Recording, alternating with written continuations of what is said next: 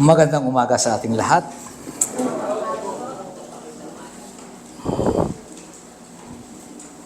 Mahirap ang diteki eh.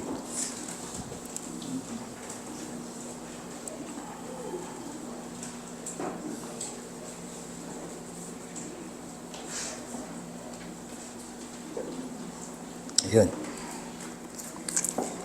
Good morning. Kagabi ay hindi na naman tayo pinatulog. Gawa ng ang ating tubig sa ilog ay lumalaki na naman. Isa pong napakahirap na mabuhay at manirahan ka sa lugar na kung saan ay mababa, sapagkat every time na merong bagyuhan o sa panahon ng tag-ulan ay talaga namang nakakatakot. Kagabi ay talagang puyat ako kasi maya nagigising ka, baka lumalaki na tubig. Nag-text nga sa akin si Awi kahapon, kagabi, sabi niya, baha na rito. Ang kala ko naman sinasabing baha dito sa amin dito sa Nobeleta, tayo ako ay nasa silang kasi siya. Yung pala bumaba daw sa kwarto, natulo roon sa kanila. Tayo ako, gising ko si Irma. Ma, baha na raw. Baba kami sa baba. Yung pala hindi daw, nakita ko, nabasa ko mabuti na hindi pala baha sa amin. Doon pala sa silang pala yun, doon sa loob ng kwarto, nalabas doon yung tubig sa outlet. So, wala na paranoia na, na kapag dumarating tong puntong ito ng panahon ng tag-ulan, kung nakatira ka sa Nobeleta o sa mababang lugar, asahan natin na talagang sa panahon tag-ulan, hindi ka talaga makakatulog. Na panahon nang ako'y napadestino sa Ternate, that was 6 years ago.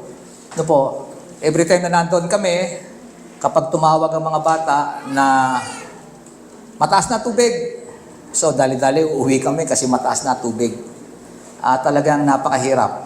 At dinanasan namin talaga yung baha na pinakamatindi, pinaka-worst na baha sa kasaysayan nang mula nang ako isinilang ay naranasan ko dito talaga sa amin sa Nobeleta. Actually, ako po'y pinanganak na sa Nobeleta. Nung ako'y maliit, taon-taon nararanasan namin ng baha. Pero hindi po pumapasok sa bahay namin yung tubig. Nararanasan lang namin ng baha sa paligid, maraming tubig, mga 1 oras, 2 oras, tataas, pagkatapos, wala ng tubig. Kung kailan kami lumipat sa mas mataas na lugar, nung nandito na kami sa Remelville, doon namin naranasan yung pinakamataas na baha. Ang huling pinaka-worst na baha na naranasan namin, lahat ng sasakyan, yung isang sasakyan namin, inanod, yung 2 sasakyan namin sa garahe, nilubog ng baha, namatayan kami ng isang aso, at nasa pasarap kami ng tulog, hindi namin alam kasi gabi bumaha, hating gabi lumaki tubig. So, napakalaking kawalan. At kaya nga, kung nakatira ka sa Nobeleta, wala ka talagang kapayapaan. Kaya isang bagay din na nagtulak sa amin na magbahay sa silang kasi nga dito ay nakakaparanoid na every time na bumabagyo at malakas ang ulan, hindi na ulan dito pero malakas ang tubig sa ilog. Sabi, naku, umuulan sa bundok, kaya dito. So, walang kapayapaan. Lahat ng mga bagay na masasabi nating secure sa lugar na ito, sa mundong ito na ating ginagalawan, wala talagang sigurado. Walang masasabi nating secure. Sapagkat every time na mayroong mga ganyang panahon, wala talagang nakikita natin na wala tayong kapayapaan. Pero dapat meron tayong kapayapaan, hindi po ba? Ang mga anak ng Diyos dapat merong kapayapaan. At ito mismo ang isinulat ni Paul sa mga mananampalataya doon sa Asia Minor, na nagkalat sa buong lupain. Dahil, ang sabi niya sa kanila ay itong mga mananampalatayang ito ay nawalan na ng mga tirahan. Kaya nga po sila yung mga scattered Christian. Sapagkat wala silang lugar na kung saan sila magtagal. Palagi po na sila'y naargabyado sa kanilang lugar. Good morning, everyone. Ayan. Maaga pa. So, dumadating sa mga ganong pagkakataon na karamihan sa kanila ay nawalan ng mga hanap buhay, nawalan ng mga kanya-kanyang ari-arian. Marami sa kanila ay nawalan ng trabaho, nawalan ng mga kaibigan, pinag-uusig sa lugar nila dahil sa kanilang pananampalataya sa ating Panginoon. Actually, yun ang problema eh. Dahil sa kanilang pananampalataya sa Panginoong Jesucristo, lahat ng mga bagay na meron sila ay nawala. Kaya naman hindi sila makatigil sa isang lugar sapagkat every time na nalamang sila yung mga mananampalataya, ay palagi silang inuusig. Ano po? Kaya nga ang sulat na ito ni Apostol Pablo ay para sa kanila, para sabihin sa kanila na sa kanilang pagiging tagasunod ng ating Panginoong Jesucristo ay ipinapaliwanag ni Paul sa kanila kung ano yung karapatan o yung right na meron sila bilang mga anak ng Diyos. Sabi ni Paul sa kanila, sabi ni Peter sa kanila, sila ay mayroong wonderful inheritance na naghihintay. Merong pamanang naghihintay sa kanila mula sa langit. At ang mamanahing ito ay higit sa lahat ng bagay na nawala sa kanila. So kung gaano man kahalaga sa kanila yung nawala dahilan sa pag-uusik sa kanila, mas maganda yung naghihintay sa kanila sa hinaharap. At dito binuksan ni Peter ang kanyang sulat sa kanila sa mga mananampalataya ito na nagdaranas ng pag-uusig. Earthly possessions could be confiscated anytime, but their heavenly inheritance was very secure. Ang mamanahin ng bawat isang mananampalataya ay safe sa kamay ng Diyos. Yun ang naghihintay sa Kanya. Sabi niya sa kanila, mawala man ng lahat sa inyo, pero may isang bagay na hindi kayang kunin sa inyo. At iyan ay ang nag-iintay na pamana sa inyo mula sa kalangitan. Hindi ba very comforting na po sa kanila na merong ganoon? Na ganoong bagay na ipinangako ang Diyos na para sa kanila. Kaya kung ano man yung mga pag-uusig na inyong pinagdaraanan, ay dapat kayo ay magtiis sapagkat merong masigit na nag-iintay sa inyo. That was very comforting. Kaya lang, yung comfort na yon ay nakadepende sa kanilang perseverance o sa kanilang pagtitiis. Kaya ba nilang manatili na matatag sa gitna ng mga matitinding persecution? Tandaan natin mga kapatid, lahat ng dinaranas natin sa mga oras na ito ay wala pong hindi natin pwedeng ipantay sa dinaranas sa pag-uusig ng mga mananampalataya noon. Sapagkat noon, nakikita po natin yung pinakakain sa leon na napapanood natin sa mga YouTube, na po. Lahat po yon ay ginagawa sa mga Kristiyano. Kapag ikay isang mananampalataya, ginagawa kang katatawanan, ginagawa kang palabas sa lahat ng mga palabas na malalaki sa mga Coliseum. Nandoon yung mga mananampalataya, pinapakain sa leon, sinusunog ang kanilang mga bahay, ipinapako sa krus. So, ganoon ang mga dinaranas. At kaya naman, sa kabila ng lahat ng iyon, ano na ang dapat asahan ng isang mananampalataya? Paano sila mananatili sa kanilang pananampalataya? Samantalang napakadali ng kahingian. Itatwa mo ang Panginoong Jesucristo at okay na, hindi po ba? Pero, ganoon ang kinakaharap nilang pag-uusig. Pero sabi ni Peter sa kanila, ang inyong mamanahin ay secure sa kamay ng Diyos. Maging hindi lamang mamanahin, kung hindi maging kayo ng tagapagmana, ay secure sa kamay ng Diyos. Ulitin ko, hindi lang yung inyong mamanahin na naghihintay in the future, kung hindi pati kayo na magmamana ay secure sa kamay ng Diyos. Walang uri ng persecution na pwedeng magbaksak sa inyo. Naniniwala po ba tayo roon?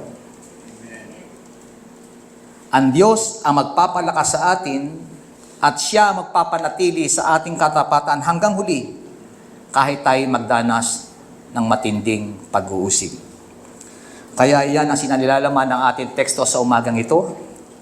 Verse 4 and 5 ng 1 Peter chapter 1. At gusto kong basahin muli sa ating lahat. At sa ating pagbasa ng salita ng Diyos, nais kong lahat tayo muli ay tumayo. Buksan po natin ang mga Bible natin. 1 Peter 1:4-5.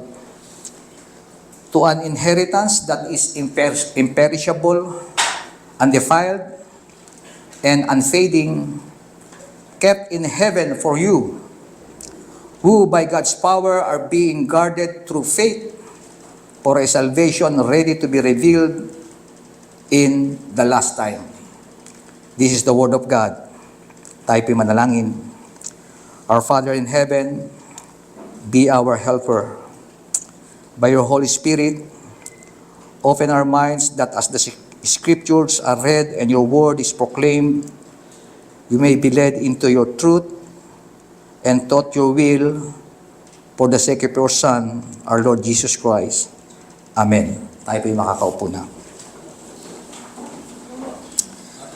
Ang tema po natin sa umagang ito ay katulad ng sinabi ko kanina, both God's elect and their glorious inheritance are secure. Ulitin ko po ulit. Both God's elect and their glorious inheritance are secure. Ito po ayon sa sermon ni Reverend Arthur Van Delden ng Pre-Reform of Australia. At ito po ay isinermon during Lord's Day. At ito po ang ating pakikinggan sa umagang ito. Dalawang bagay ang ating pong titingnan ayon sa ating tema. Una, the inheritance is preserved for their heirs. Ang pamana ay pinananatili at binabantayan para sa mga magmamana. At pangalawa, the heirs, ang mga magmamana, the heirs are preserved for their inheritance. So, vice versa. Ano po? Maging ang magmamana ay iniingatan, maging ang magmamana ay pinepreserve, pinananatili para sa kanyang mamanahin. So, hindi lang yung pamana, kung hindi yung magmamana ay parehong iniingatan ng ating Panginoon. Tingnan po natin yung una. The inheritance is preserved for their heirs. Kung mapapansin po natin, sa verse 3, sinabi roon ni Peter na tayong lahat ay ginawang anak ng Diyos. God had begotten us. At ganoon ang kanyang ginawa. Ganoon ang sabi niya sa mga mananampalataya doon sa Asia Minor. God had begotten you to a living hope. Kayo ay ginawang anak ng Diyos para sa isang pag-asang buhay. Paano po ginawa na tayo na born again? Paano ginawa na sila'y muling ipinanganak na muli? Paano ginawa ng Diyos na siya'y gawing anak? Sila'y gawing kanyang mga anak. At ito'y sinagawa ng Diyos sa pamamagitan kung paano sila ipinanganak na muli. They were born again. Once they were dead in their sin, but God made them spiritually alive. At kung tayo meron ng mata doon sa mga bagay na hindi nakita, kung tayo pinanganak na muli, sabi ni John sa John 3:3, ay meron tayong kakayahang makita ang kaharian ng Diyos. Hindi po ba? Tanging ang mga anak ng Diyos, tanging ang mga na-born again, tanging ang mga binigyan ng Diyos muli ng buhay, binuhay ng Diyos, ang kanilang espiritu binuhay na muli ng Diyos, sila lamang ang may kakayahan na makita ang pamanang nag-iintay sa kanila. A living hope, pag-asa, doon sa nag-iintay sa kanila sa kalangitan. At ang pag-asang yan, katulad ng pananampalataya, ay patuloy na pinalalakas ng Diyos. Ang pag-asang niyang katulad ng pananampalataya ay patuloy na pinamumukadkad ng Diyos parang bulaklak, parang halaman. Patuloy na dinidiligan para lalong gumanda ng gumanda, yumabong ng yumabong. And one day would blossom in fulfillment. Tandaan natin, ano ba yung pamanang yan? Of course, yung pag-asa na sinasabi rito ay hindi nakaangkla sa buhay na ito. Ang pag-asa na sinasabi rito ni Peter ay hope na nakaangkor sa susunod na buhay, sa bagong mundo. Kaya naman, yung mga Kristiyano noong panahon na yon, yung kanyang mga sinulatan, yung mga mananampalataya na nagsasaper, ang sabi nila, magtiis kayo sa inyong mga kinasasadlakang mga pag-uusig, sapagkat one day, meron kayong tatamasahin na hindi tatamasahin ng iba na kayo lamang ang may karapatan na magmay-ari ng mga bagay na yan. Ano ba yung inheritance na sinasabi? Maraming beses na sinasabi sa Bible na mga mananampalataya ay magmamana ng mga bagay patungkol sa hinaharap. At iba-iba po itong mamanahin na to kapag itinila ng Bible. No po? Sabi nga ng Matthew 5, Christ said, ang Panginoong Hesukristo mismo nagsalita, that the meek shall inherit the earth. Ano sabi? Christ said that the meek shall inherit the earth. Ano raw ang mamanahin? Ang earth. Of course, hindi yung earth na ito. Ano po ang sinasabi ng Panginoon? Sapagkat ito'y sinabi sa Sermon on the Mount. Sinasabi rito ay ang new heaven and new earth. And then, sa Matthew 19:29, sabi rito, everyone who has left houses or brothers or sisters, or father or mother or wife or children or lands for my name's sake shall receive 100-fold and inherit eternal life. Sabi natin kanina, the new earth, then sabi rito, eternal life. Yun daw ang mamanahin. Sa Hebrews 1:14, ang sinasabi naman, the angels are ministering spirits sent forth to minister for those who will inherit salvation. So may nagsasabi rin sa salita ng Diyos, sa Bible, na ang bagay na ating mamanahin ay yung kaligtasan. At sa Revelation 21:7, we read, he who overcomes shall inherit all things. Lahat naman ng mga bagay. Pero ano nga ba ang sinasabing mamanahin sa isipan ni Peter? Ano itong partikular na mamanahin ng bawat mga mananampalataya? At makikita po natin ito sa Matthew 25:34. We read that on the day of judgment, Christ our King will say, come, you blessed of my Father, inherit the kingdom prepared for you from the foundation of the world. So ang kingdom na sinasabi mismo ni Peter, particular para sa kanyang isinulat, ay ang kingdom ng Diyos. Ang kaharian ng Diyos na naghihintay para sa lahat ng mga mananampalataya. Bakit sinabi nating yung kingdom na yon na sinasabi ni Peter? Sapagkat sa pagsisimula pa lamang ng kanyang liham, ay kanya ng sinulatan ay yung mga mananampalataya na nagkalat o yung mga mananampalatayang in dispersion sa buong Asia Minor. Hindi po ba?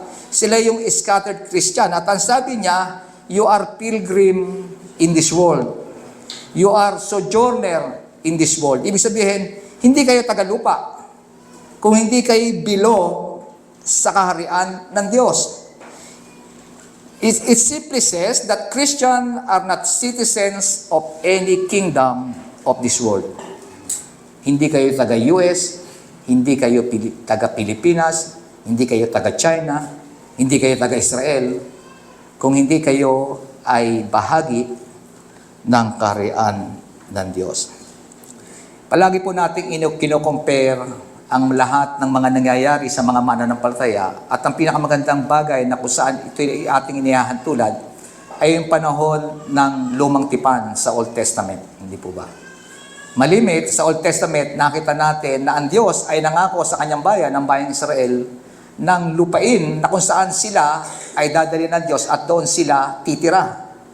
Alam po natin yan, the promised land o yung lupang ipinangako sa kanila ng Diyos. Kaya sila inalabas sa Ehipto ay para dalhin doon sa lupang yon. Hindi po sila nanatili sa ilang, hindi po ba? Sila'y dumaan lamang doon sa ilang, sa wilderness, yun ay daan papunta sa lupang ipinangako sa kanila ng Diyos. Yun po ay paglalarawan ng kung ano rin tayo ngayon sa panahon natin at sa panahon ng mga mananampalataya ng panahon ni Peter, na tayong lahat ay manlalakbay lamang sa mundong ito, sapagkat hindi ang mundong ito ang pinangako ng Diyos sa atin. Ang pinangako ng Diyos sa atin ay ang mundo sa hinaharap, yung bagong mundo, the new earth. At iyon ang ating magiging permanenteng tirahan. Hindi tayo bahagi ng anumang kingdom sa mundong ito. Ang sabi nga, tayo nga ay alien sa lugar nito. Dayuhan lamang tayo sa mundo sapagkat ang tunay na tahanan natin ay doon sa kaharian ng Diyos. Mga kapatid, dadaan lang po tayo dito. Wala po rito ang ating tunay na tirahan. Kung hindi ang tirahan natin ay sa piling ng Diyos. At ito ang sinasabing inheritance, the glorious inheritance na naghihintay sa bawat isa sa atin. At dinescribe ni Peter, kung ano itong inheritance na ito. Sabi niya, their inheritance, o yung inheritance na sinasabi niya sa mga mananampalatayang ito, sabi niya ito ay incorruptible, undefiled, and does not fade away. Tatlong bagay. Mga matitinding bagay, no po. Mga bagay na nagsasabi ng bagay na eternal. Hindi natatapos. At kung makikita natin yung mga terminong ginamit ni Peter, ito ay hango lahat sa lumang tipan, no po. Incorruptible, undefiled, at yung unfaded o yung tinatawag unfading o yung tinatawag nating does not fade away. Bakit ito ang sinabi? Bakit ito ang encouragement ni Peter sa mga mananampalataya noon? Bakit? Kasi pareho ng mga mananampalataya ng unang tipa, nung matandang tipan, lahat sila ay gustong, dahil sa hirap ng buhay, gusto nilang mapadali ang kanilang buhay, they try to build their own kingdom. Yun ang problema ng tao no po. Ang Israelita, dati ay nasa pangangalaga ng Diyos, pero sabi nila sa 1 Samuel, ayaw na namin, gusto namin magkaroon kami ng sarili naming hari, no po. Ayaw na nilang magpasakop sa Diyos. Ito ang problema ng tao. Katulad noon at ngayon, pareho ang problema ng tao. At sa ating mga mananampalataya, hindi po tayo libre sa ganitong sitwasyon. Yung mga mananampalataya ng panahon ni Peter, matinding pag-uusig ang kanilang pinagdaraanan. At para mapagaang, gusto nilang manatili doon sa kingdom na hindi naman talaga nakadisenyo para sa kanila. Tingnan natin yung salitang incorruptible. Yung incorruptible ay maraming beses ginamit sa Old Testament, pero malimit ginagamit ang salita. Hindi yung incorruptible ang ginagamit sa salita, kundi indestructible. Ano ba yung indestructible? Hindi mawawasak, ano po? Hindi malulupig, hindi masisira. At ito ay makita natin mismo sa mga sinasabi ng mga propeta. At itong indestructible ay lamang bibig mismo ni Prophet Isaiah. Prophet Isaiah warned God's people that their land would be utterly emptied or completely laid waste and destroyed. Ito sabi niya sa Isaiah. Nakita natin ang mga Israelita noong panahon na yon, gusto nilang humiwalay sa Diyos. Hindi po ba? Kaya naman palagi nakipag-asawa sila sa mga iba't ibang lahi, Lahat ng mga bagay na ayaw ng Diyos, yun ang kanilang ginagawa. Kaya naman, binarningan sila ng Diyos sa pamamagitan ni Prophet Isaiah. Masyado na kayong dikit sa sanlibutan. Masyado na kayong komportable sa sanlibutan na inyong tinitirhan. Nakakalimutan nyo na ang Diyos. Kaya naman ang warning sa kanila, kung nais nyo lumayo sa akin at manatili dyan, hindi nyo ba alam na ang gustong-gusto nyong lupain, na inyong titirhan, na gusto ninyo na iyon ang magiging permanente nyong tiyahanan, kayo mga mangmang, sapagkat yung bagay na yan, yung lupain yan, yung kaharian na yan, na inyong minimiti at inyong pinahalagahan, ay sisirain ng Diyos. Undefiled, ito naman ang sabi kay Ezekiel. Sabi kay Ezekiel, Son of man, when the house of Israel dwelt in their own land, they defiled it by their own ways and deeds. To me, their way was like the uncleanliness of a woman in her customary impurity. Ezekiel 36:17. At ganoon din ang sinasabi, ang mga tao na makasanlibutan, ang mga tao na ayaw sa Diyos. Tanda lang naman natin mga kapatid, dalawang bagay lang naman po. Kung hindi ka maka-Diyos, makasanlibutan ka. Kung ikaw ay kaibigan ng sanlibutan, kaaway ka ng Diyos. Tama po ba? Malinaw naman sinasabi ni James, di ba? Kung ikaw ay kaibigan ng Diyos, kaaway mo dapat ang sanlibutan. Hindi po pwedeng pareho mong kaibigan ng Diyos at ang sanlibutan. Kailangan mamili ka. At itong problema ng mga Old Testament believer nung panahon na yun, yung tinatawag nating mga people of God. Lahat ng maruruming pamumuhay ginagawa nila para labanan ang Diyos. Kaya sabi niya, iwanan niyo yung ganyang klase ng pamuhay. Binababoy ninyo itong lupaing pinagkaloob ko sa inyo. Sino ba nagbigay ng lupain sa kanila? Sino nagbigay ng buhay sa kanila in the first place? Di ba ang Diyos? Di ba ang lupaing pinangako sa kanila ay isang masaganang lupain? Pero ano ang kanilang ginawa? Ito ay kanilang dinumihan. Hindi nila pinanatili ang kalinisan ng kanilang pakikipagtipan sa Diyos. At ang sabi sa pangatlo ay sinasabi nating unfading. Ano ba yung unfading? Kumukupas. Ano po? Hindi kumukupas ang unfading. Pag fading, kumukupas. Sa Old Testament, palagi nidescribe yung Northern Kingdom of Israel bilang isang bulaklak na kumukupas. Kapag sinabi ng mga prophet, lalo na si Isaiah, nidescribe niya yung Northern Kingdom, nahati ang Northern Kingdom, yung Southern Kingdom, yung Northern Kingdom, 10 nagsama-sama roon. Yung Southern Kingdom, 2. At yung Northern Kingdom, alam natin, yan yung bayan, yan yung kaharian na kung saan talagang totally lumayo sa Diyos. Yung Southern Kingdom kasi, yun ang lahi ni David hindi po ba? Yung Southern Kingdom sa Israel o sa Judea, yun yung kaharian na mismong talagang pinanatili ng Diyos. No po? Kaya naman yung lahi ni David ay nanatili doon sa yung naglipat-lipat, nagpalit-palit ng hari ang Southern Kingdom, pero lahat yon ay mula kay Haring David. At yun yung tinatawag nating pinanatili ng Diyos. Pero yung Northern Kingdom, totally nag-asa sa Diyos yon. 10 tribo. Pero tingnan natin, sa kasaysayan ng bayan ng Israel, sino ang unang bumaksak? Ang Northern Kingdom. Ang Northern Kingdom ang unang bumaksak. Sila ang unang sinakop ng bansang Assyria, hindi po ba? Sapagkat sa kanila unang dadaan Yung Assyrian, sinakop sila.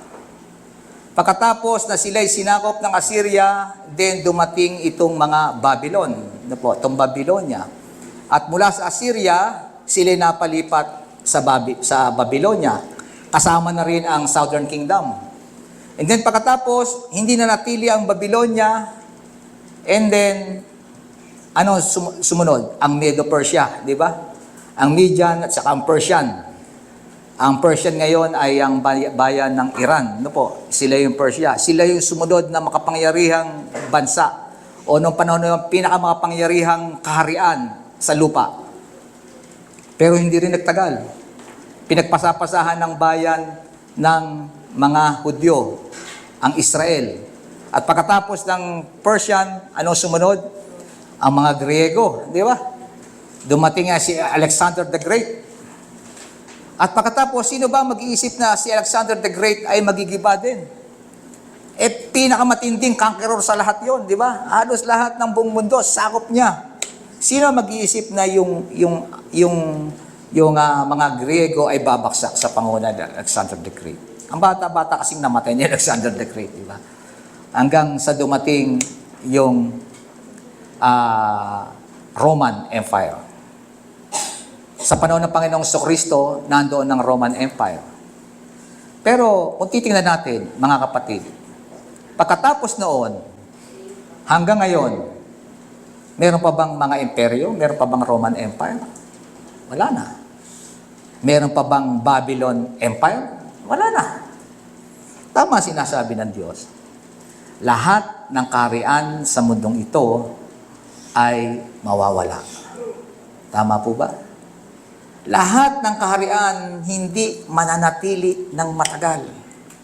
Kahit ganong katatag sa una, for a certain period of time, magaling, matatag, malakas, pero hindi niya kayang isustain.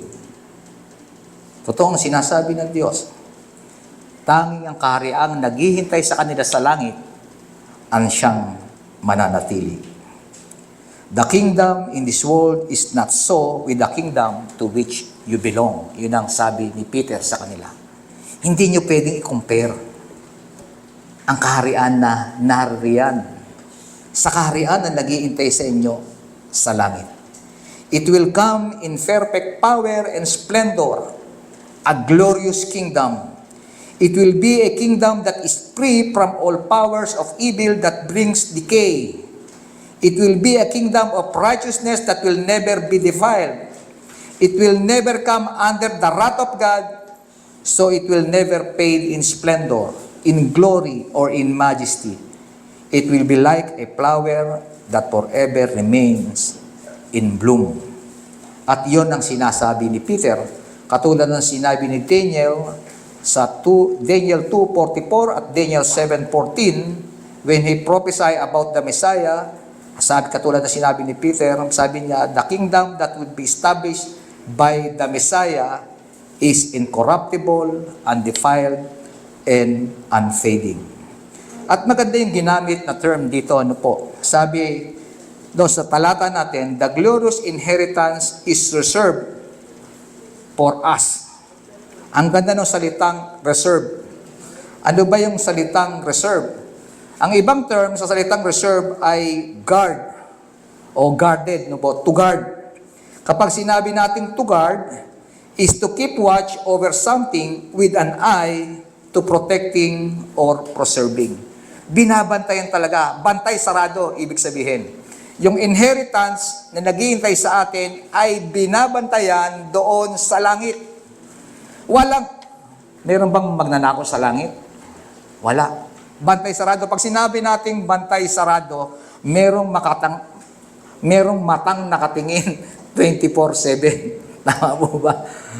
Ganon ang pagkakaunawa natin sa binabantayan. No po. Nung ako'y pumapanik ng ligaw kay Ate Irma, lagi nakabantay ang biyenan ko. Simula una, ay napapangiwi na, ayaw ng pagkwentuhan. Kung saan kami nakapwesto, nandoon, nakatingin palagi.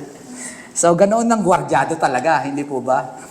At sabi, yung glorious inheritance natin is reserved para sa ating lahat. Ito'y binabantayan ng Diyos. God has made them heirs of His glorious kingdom, but they haven't entered into their inheritance yet. Binabantayan yung bagay na yon, yung glorious kingdom na yon, pero sabi natin, bakit naghihirap pa rin kami? Hindi pa nga tayo pumapasok doon. Yung glorious kingdom na yon ay sa future pa. Ano po?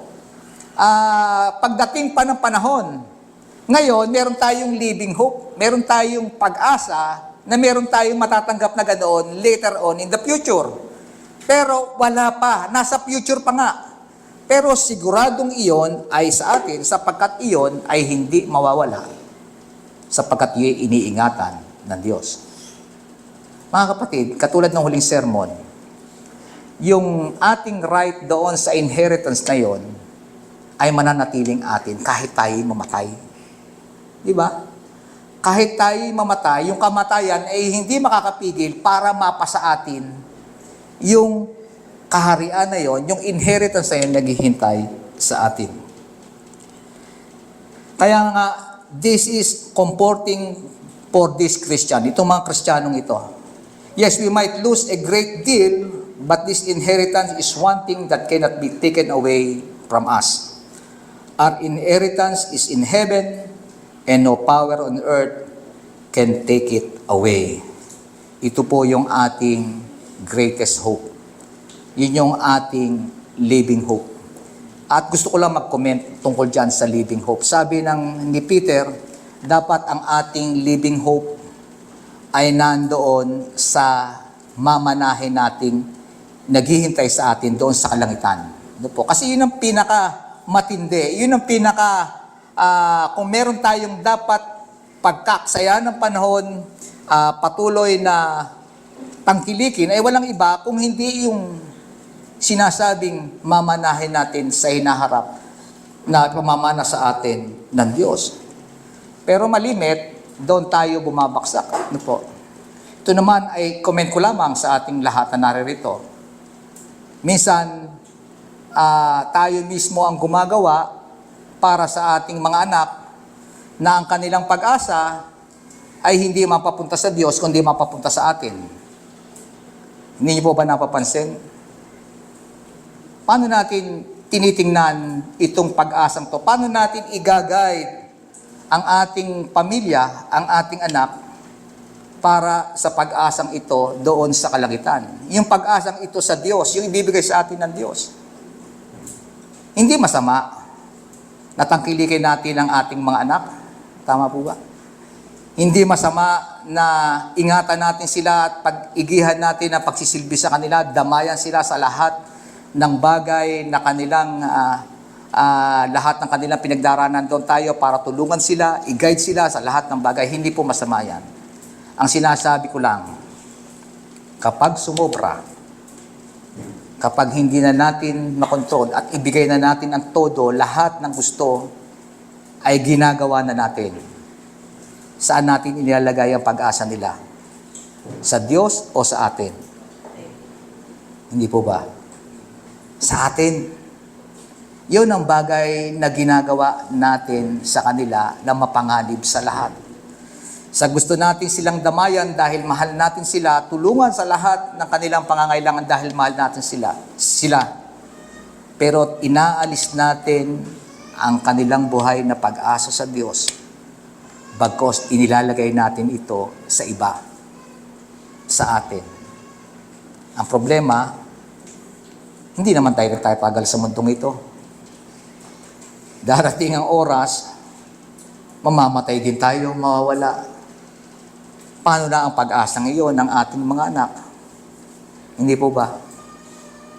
Inaasahan tayo ng ating mga anak, bigla tayong nawala. Paano na sila? Samantalang kung ating ididirehe, katulad ni Peter, dito sa mga mananampalatayang ito, huwag niyong asahan ang mga bagay na naandyan, sapagkat lahat ng iyan ay temporary, maging ang inyong mga mahal sa buhay. Lahat yan mawawala. Meron kayong living hope, meron kayong pag-asang hindi nagmamaliw, hindi namamatay, naghihintay sa inyo sa kalangitan. At dapat doon natin ituon ang ating pag-asa. Again, ano ang ating sinasabi? This inheritance is secure. Ang ating mamanahin ay secure sa langit, sa kamay ng Diyos. Gwardyado ito. Pero, but the comfort of a secure inheritance hinges on one thing. Paano yung mga tagapagmana? Di ba?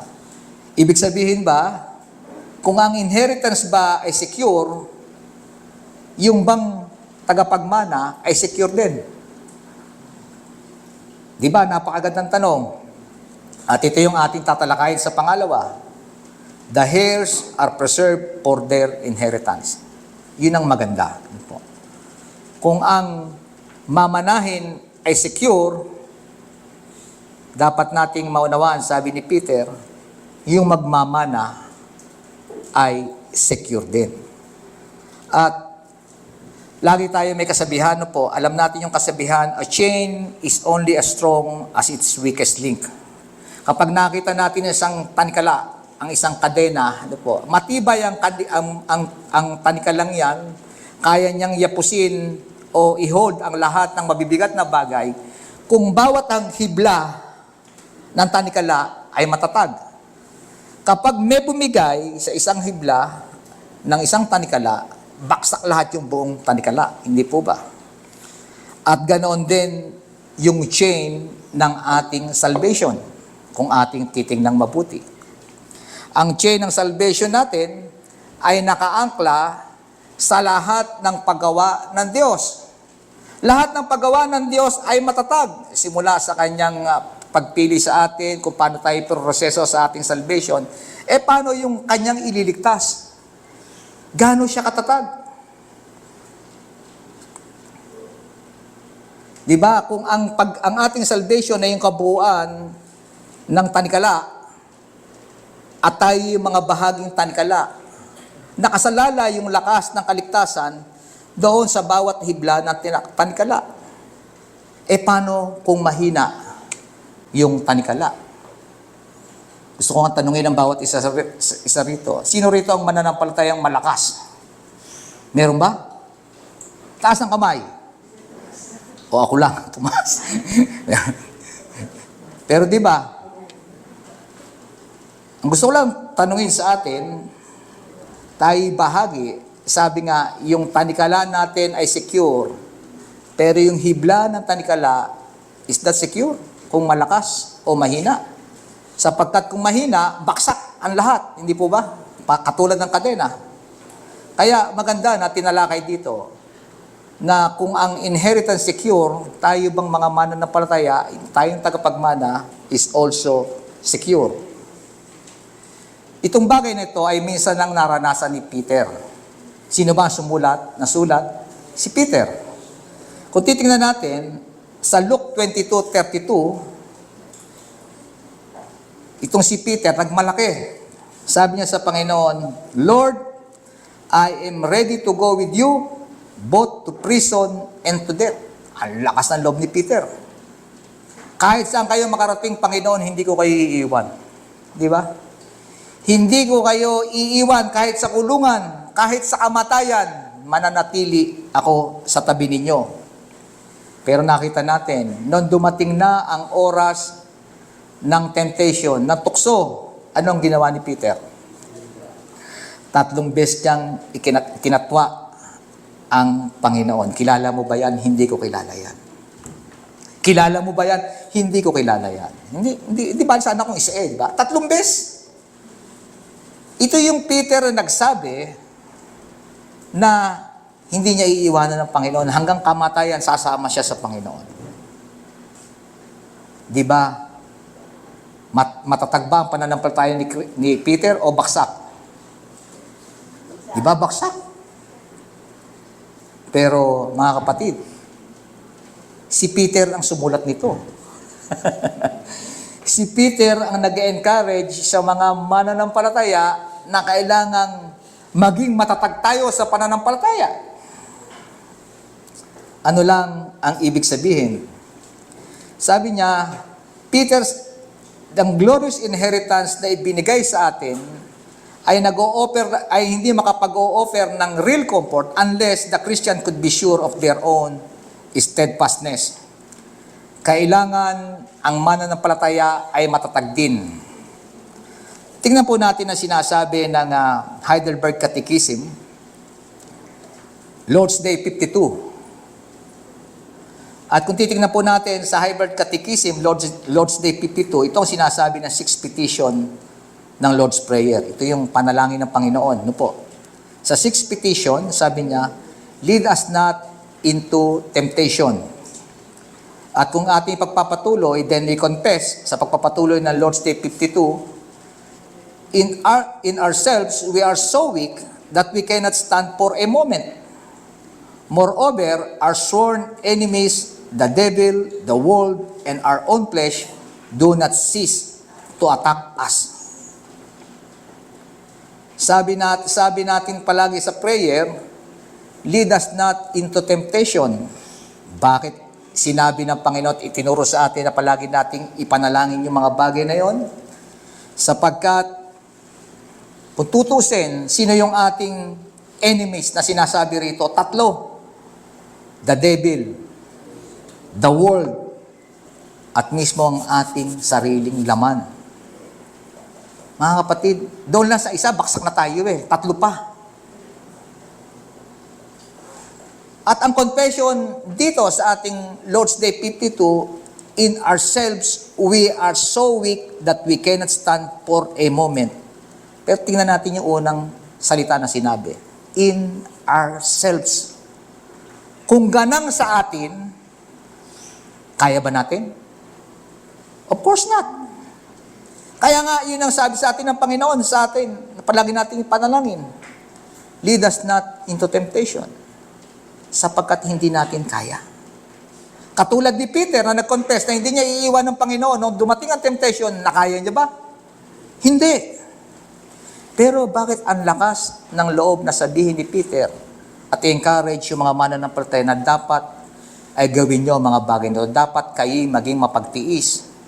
Dapat kayo manatili sa Panginoon. Kasi yun ang sinasabi ni Peter. Sabi niya, you are kept by the power of God through the faith for salvation ready to be revealed in the last time. We are kept. Ano ang ibig sabihin ng kept? Katulad din ng sinabi niya sa unang talata, we are reserved. Kung paano nire-reserve yung inheritance, ganon din tayo iniingatan at pinananatili ng Diyos. Hindi po ba? Ano silbi ng inheritance kung wala nga naman tayo? Ano ang silbi ng matatag na inheritance kung hindi rin naman pananatiliin yung kukuha, yung magtatamo? Meron ngang isang tatay ng lahat ng pamana, yung kanyang ipamamana sa kanyang anak, inihanda niya na, buong buhay niya inihanda niya. Talagang yung pamana, nakatestamento na. Ibibigay na lamang sa kanya sa takdang oras na kung saan niya itinakda para ibigay sa kanya. Secure na yung inheritance. Lahat ng titulo ng lupa, napirmahan na lahat, nasa kanya na lahat. Paano kung dumating? Buhay pa yung tatay, inihanda niya lang. Paano pag dumating yung panahon na ayaw ng anak? O dumating yung panahon na gumawa siya ng karumal-dumal na mga bagay na ikinagalit mismo ng kanyang tatay at binawi ng tatay yung mana. Ganoon ba ang mangyayari sa atin katulad na sinasabi ni Peter? Ganoon ba ang mangyayari sa atin na kapag tayo umalis ay wala na tayo roon sa mamanahin natin? Hindi po mga kapatid. Ang sinasabi ni Peter, kung ang mamanahin natin ay nakasecure, sinisigurado sa atin ng Diyos na pati na tayo na tagapagmana ay secure din. Kung iniingatan niya yung ipamamana niya sa atin, sinisigurado niya sa atin, maging kayo ay iingatan ko para masigurado kong ang manang iyan ay mapapasa sa inyo. Yun ang sinasabi sa atin mga kapatid sa umagang ito. Tayong lahat ay pinili ng Diyos mula pa ng langit ng kanyang sanlibutan, mula pa ng langit ng lahat ang buong sanlibutan. Tayo iniligtas sa pamamagitan ng Panginoong Jesucristo. Tayo na born again para saan? Para sa pamanang yon. Yun ang layunin. Hindi po ba? Sabi nung sinabi sa atin ni Peter na tayo tagapagmana ng kaharian ng Diyos. Ngayon, naiintindihan natin, kaya pala tayo tinawag ng Diyos, kaya pala tayo muling binuhay ng Diyos. Ano ang layunin? para makasama niya forever sa kanyang kingdom. At iyon ay nakadisenyo na para sa ating lahat, mga kapatid. Kaya anytime na kapag tayo tinawag ng Diyos sa ating mga kasalanan, tayo binuhay na muli, nagkakasala pa ba tayo? Of course, nagkakasala tayo. Humihina bang ating pananampalataya? Palagi humihina ang ating pananampalataya. Pero dahil iyon ang layunin ng Diyos sa atin, pananatiliin tayo ng Diyos para sa pamanang iyon. Naintindihan po ba natin? Hindi kailanman tayo babaksak.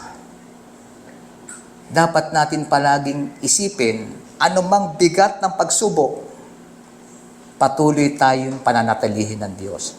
Huwag po tayo magmalaki na tayo nagpapanatili sa ating sarili. Hindi po natin kaya. Sabi sa ating pinagkaan, hindi natin kaya. Pero kahit hindi natin kaya, ang Diyos ang gumagawa para sa atin. Naintindihan po ba natin? Isang halimbawa na lang kay Peter. Ano po?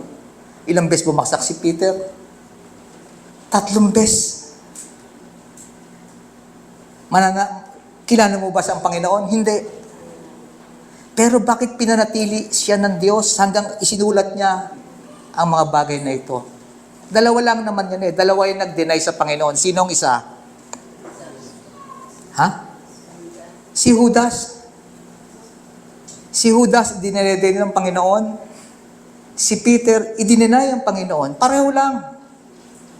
Pero bakit si Peter nanatili? Si Judas, pinabayaan ng Diyos. Sapagkat isa lang sinasabi, ang lahat ng anak ng Diyos ay para sa Kanya. Kaya naman, encouragement sa ating lahat. Mga kapatid, hindi tayo belong sa kingdom na ito. Kaya ang gospel ay pinipreach sa atin sa lahat ng oras, every Sunday, para yung ating pag-asa sa Diyos sa hinaharap ay mapanatili. Kumikilos ang Diyos sa atin palagi.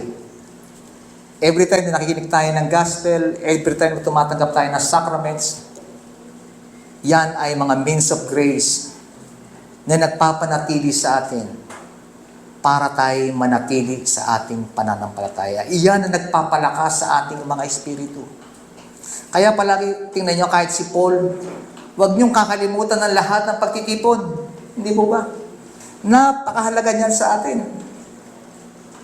Sapagkat yan kalakasan natin. Kaya nga tayong mga mananampalataya ay iniligay ng Diyos sa Kanyang iglesia. Bakit? Para patuloy niyang panatili. Para patuloy niyang ilagay sa Kanyang paggawa. Outside the church, outside sa fellowship ng church, wala po tayo.